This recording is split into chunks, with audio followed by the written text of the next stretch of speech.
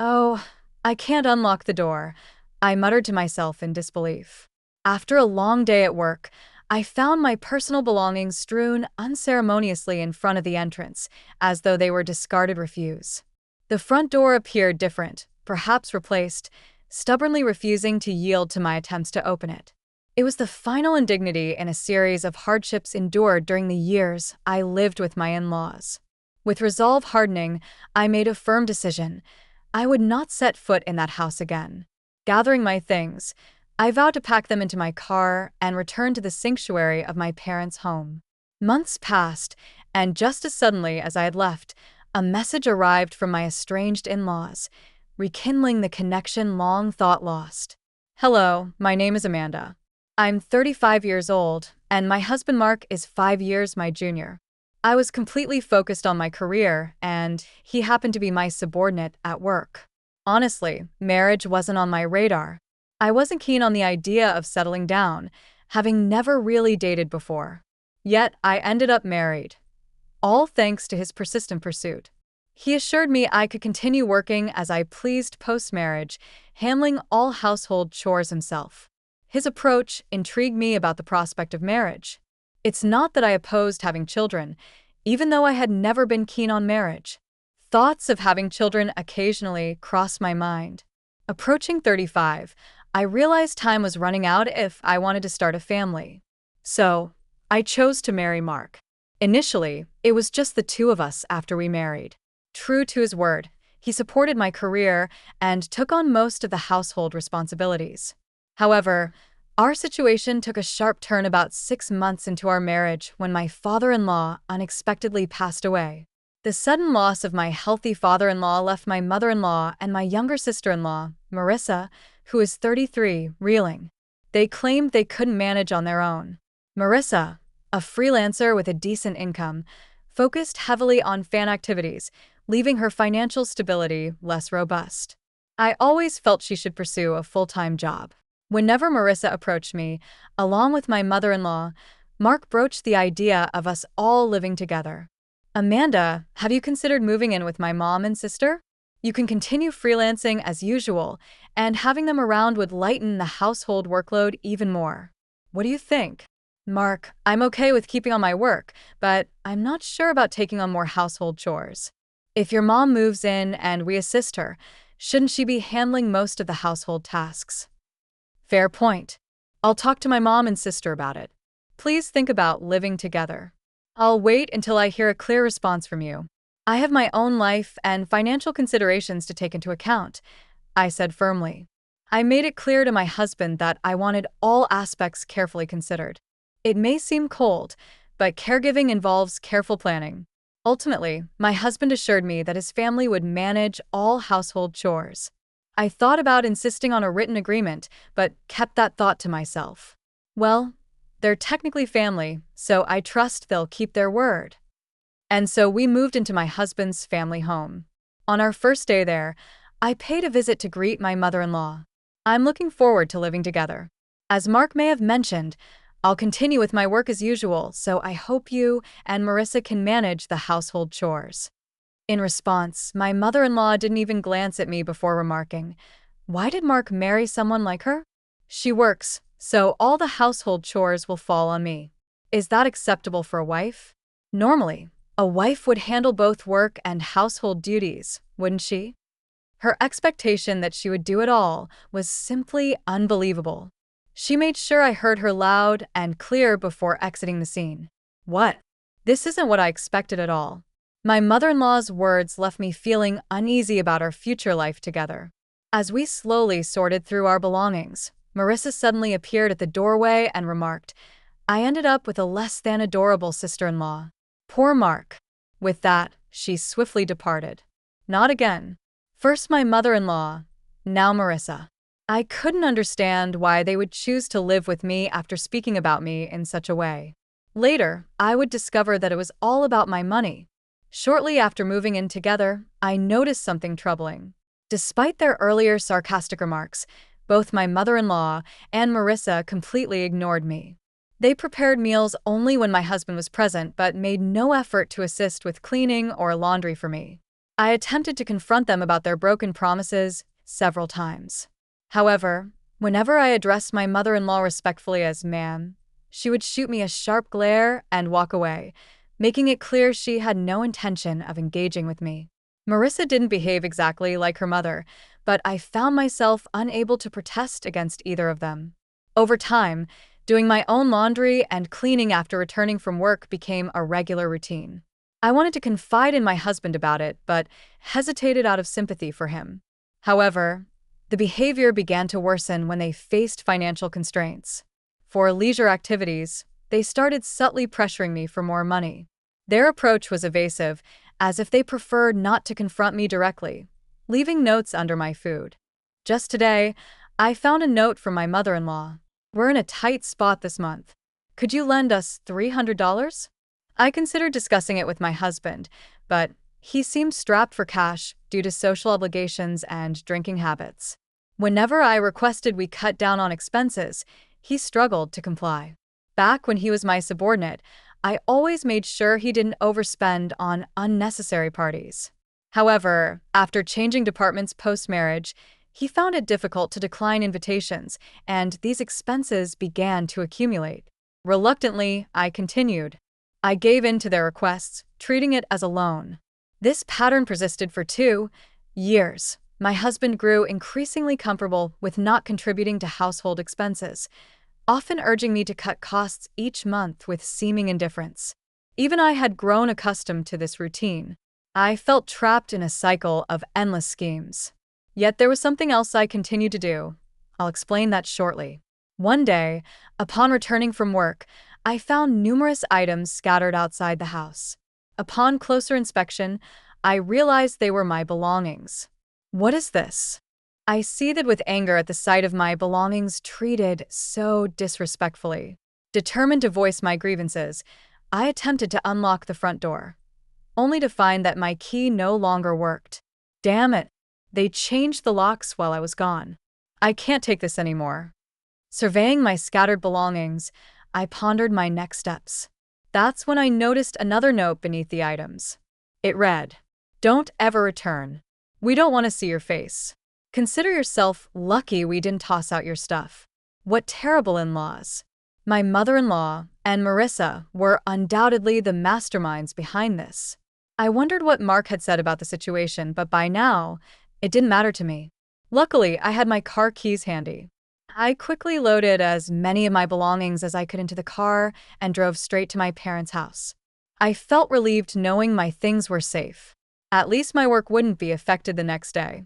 Arriving at my parents' home, they were visibly shocked but warmly welcomed me back. It felt comforting to be in my childhood home again, a place I hadn't visited much in the past 2 busy years. Sipping the tea my mother brewed, surrounded by the familiar warmth, my father asked, "Why did you bring all your belongings here? Did you leave their house?" Marriage requires patience. I reflected on the weight of those words. For 2 years, my interactions with my mother-in-law and Marissa were sparse, limited mostly to occasional reminder notes about money. Mark gradually became reliant solely on my income, and recently it felt like he viewed me merely as a convenient ATM. I endured this situation until now. When I confided in my parents, they empathized. "Amanda, you've been patient enough. We won't ask you to endure any longer.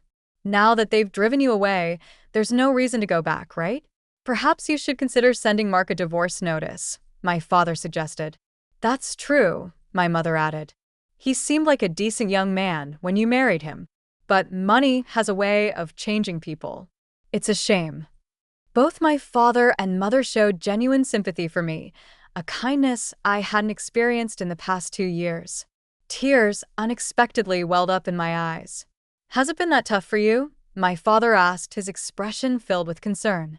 "No, it's just that I haven't felt this level of sympathy in a long time. It's comforting. Like you said, Dad, I'll send Mark the divorce papers. But I want to observe the situation for a while. I have a feeling something interesting might unfold soon." Indeed, I sensed that some action would unfold soon. Surprisingly, that moment arrived about 3 months later. By then, I had moved out of my parents' home and settled into a new apartment of my own. Never did I imagine reclaiming control over my earnings, spending as I pleased. I hired a household service for chores, freeing me to enjoy my days off with trips and purchases I had long desired. Unrestrained, each day reminded me of the value of my hard-earned income. I began questioning why I endured those 2 years. It dawned on me that perhaps I had been influenced, or even manipulated, by my in-laws. Then, precisely 3 months after my keys were changed and my belongings cast out, my smartphone buzzed with an unexpected call. Initially, I considered ignoring it. After dismissing the first call, my phone buzzed again, then a third time in rapid succession. They must be in some trouble, I surmised. I picked up the next call, and immediately the fourth one came through. Hello? Amanda? Where are you? I went to your parents' house, but they wouldn't tell me. I also tried your workplace, but they wouldn't disclose your whereabouts. It was my mother-in-law, someone who had ignored me for the past 2 years. Her voice, which I hadn't heard in a long time, sounded cautious. Despite answering the call, I remained silent for a moment, relishing the anticipation of what she might say next. Hello, family? Are you there? Come back soon and restore our lives. We can't even afford to go out and enjoy ourselves. What are we supposed to do now? I had thought that living without spending money on leisure would suffice, but evidently that wasn't the case. Our phone and electricity are on the verge of being cut off. We're at our wits' end. Please come back immediately. Does she not realize she's only thinking of herself? Shouldn't she begin with an apology for throwing me out? Until she grasped that, I had no intention of responding. Amanda, you're not saying anything. Are you listening at all? Doesn't it bother you to hear that we're in such dire straits? Really?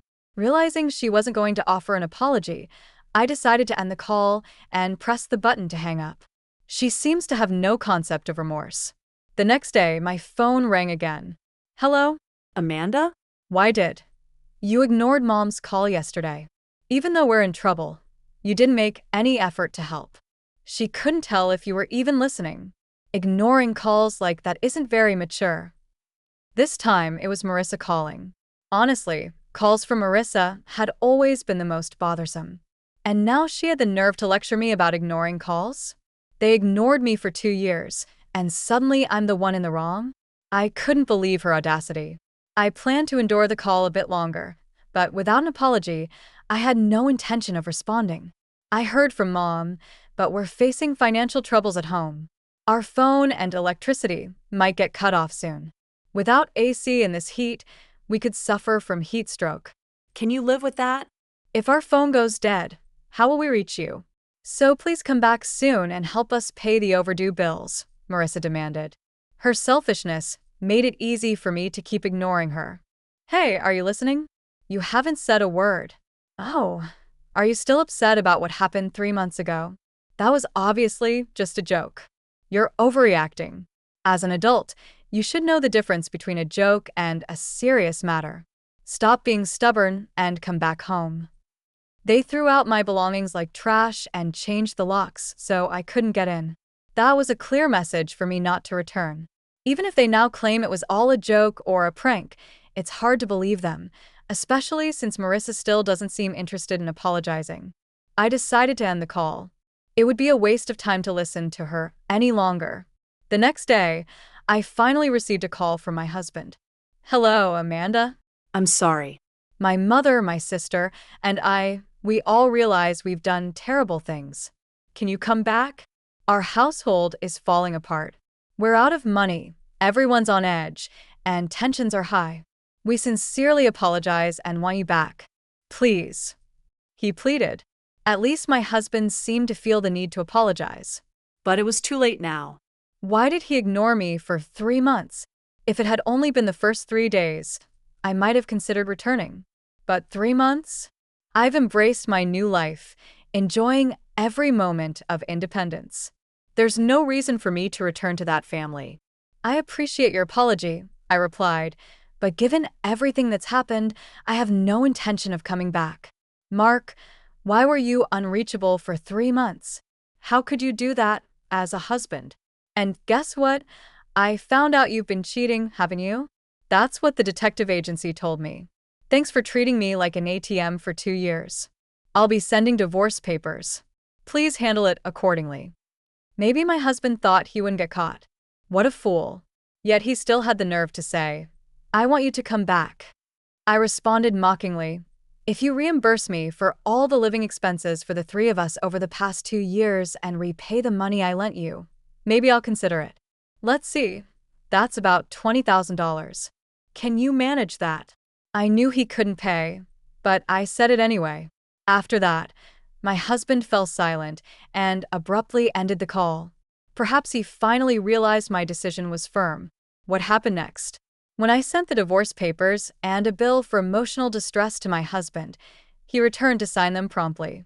Now all I need to do is file them at the city office, and the divorce will be finalized. Regarding the compensation, he transferred the money right away. In fact, I included a note with the bill threatening to expose him to his company if he didn't pay promptly. Fearful of this, my husband likely sought a loan to cover the compensation. I heard from sources that their family home is now on the market. It seems they're struggling financially and trying to raise funds. However, selling their primary residence hastily means they'll now have to rent elsewhere. Considering the cost of rent and utilities, selling their house may not have been the wisest decision. They were likely driven by the immediate need for cash and didn't think through the long-term consequences. Whatever happens to that family is no longer my concern. As for me, I'm thoroughly enjoying my single life.